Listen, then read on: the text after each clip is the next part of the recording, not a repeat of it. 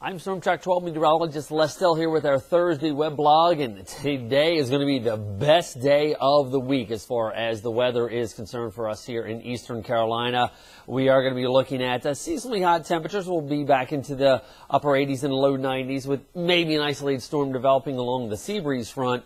Now, a front does pass into the area as we head through the day tomorrow, and that potentially could lead to strong to maybe even some severe storms as we head through late tomorrow evening hours north and west of Greenville, more so as we go in through Saturday across Eastern Carolina here. The biggest threat is going to be heavy downpours and potentially some damaging wind gusts. But today, going to catch a break for the most part. I don't think we're going to have a whole lot of rainfall around.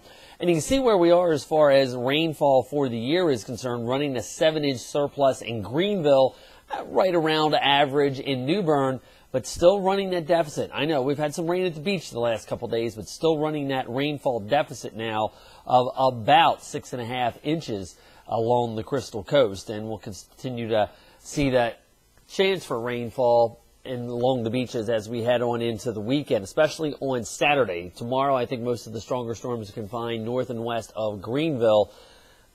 Again, isolated storm possible along the sea breeze front for the day today, but I think the majority of us are going to remain on the dry side. Beautiful sunrise this morning. Take a look at the time lapse coming in out of Oriental with the high mid-level clouds working their way through the area, leading to some of the oranges and pinks into the sky. And it wasn't only there, it was even down along the Crystal Coast. Ron Butler sends this picture in, going across the Bogue Inlet Bridge. Just a beautiful start to the day. And we are going to be seeing some of the high-level cloudiness around, kind of giving us a little bit of that filtered sun as we go on through the rest of the day today. Mainly sunny skies. Again, high mid-level clouds not completely out of the question. Isolated storm possible, but we are going to be looking at temperatures upper 80s and low 90s for us here in Eastern Carolina, and even looking at temps near that 90-degree mark at the beaches. Could potentially be an isolated storm along the coast as we head overnight tonight, and a little bit warmer back into the upper 70s and low 80s at the beaches. And then through the day tomorrow, upper 80s, low 90s, but a little bit breezier, a little bit more humid. Showers and thunderstorms, especially north and west of Greenville, going to be the best chance of seeing some of the damaging winds for tomorrow evening hours here. Some of the clouds we're tracking for this morning, a little slug of moisture coming up along the western wall of the Gulf Stream, also some of those high clouds further inland from the showers and storms that formed last night. And that this is the system that we are tracking that's going to be working its way into the area. You can see it, that swirl coming across the U.S.-Canadian border up there around International Falls in Minnesota. And that is going to be a cold front that is going to be pressing into the area as we go on through later tomorrow, and especially by the time we hit Saturday. Potential's there for some of the stronger storms because this is a pretty good pocket of cold air. Take a look what it looks like at the jet stream level here. All week we've been dealing with this general trough here in the eastern United States with a general south-southwesterly breeze continuing to keep the heat and humidity in here across the eastern United States, especially across the southeast United States. Ridge remains out over the Rockies and the secondary one out here in the western Atlantic. Now, this is something we'll have to watch because the way this western Atlantic ridge orients itself, and this is something I'll talk about in a couple minutes here in the video, potentially could bring something out of the tropics towards us as we go on through the next week or two. Again, that's something we'll talk about in a little bit here. Let's deal with what we're going to be seeing here as far as future track is concerned with the jet stream level here. Notice by late Friday night, Saturday morning, we've got this deep trough that has dug itself out over the Great Lakes region here. This is a very big pocket of cold air, and it kind of cuts itself off briefly.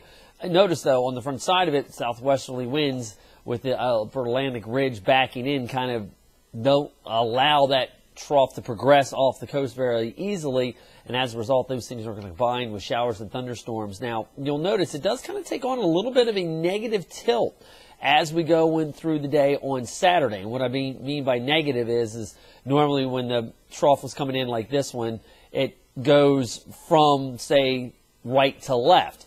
Neutral would be vertical, and then this, it kind of goes from left to right. That's a negative tilt of the trough, and that potentially could lead to some stronger storms across eastern Carolina here. Also, you'll notice the difluent flow aloft kind of spreading the winds out. So that's another thing we're going to be looking at for the potential for severe storms. Even Sunday, Monday next week, we've got kind of a gentle trough in here, but notice the upper level ridge kind of gets beaten down a little bit. Same thing for the western Atlantic ridge as well. Here's what future track looks like as we go on through the day today. Again, nothing more than maybe an isolated storm along the sea breeze front possible, but a good deal of sunshine. Clouds do start to thicken up a little bit overnight tonight, and maybe a spotty shower or two along the beaches for early tomorrow morning. And then we start to look north and west of Greenville for showers and thunderstorms, any of which could have some brief heavy downpours with them and maybe a damaging wind gust. But I think the more widespread potential for severe weather holds off at least until the day on Saturday. Here's what we're dealing with in the tropics as far as Ernesto is concerned, running right along the coastline, and as a result not really able to develop all that much. Wind speeds are right below Category 1 strength, maybe popping up to Category 1 strength before it makes its secondary landfall later this afternoon and tonight as it heads on in towards Veracruz, Mexico. Really ingesting, though, a lot of that dry air off of the continent, and as a result, we are going to be looking for that to quickly fall apart. Second area we're watching is the remnants of Florence still rotating out here. Remember I said we were going to have to watch this, probably making a way between Bermuda and Hatteras as we head on through this weekend. And in this area right here, this is an invest that the Hurricane Center is watching. The tropical wave, notice it kind of taking more of a southern route to it. But you will notice here that a lot of the forecast models kind of latch onto it and then take it south of the islands. Once again, a similar path as to what Ernesto did.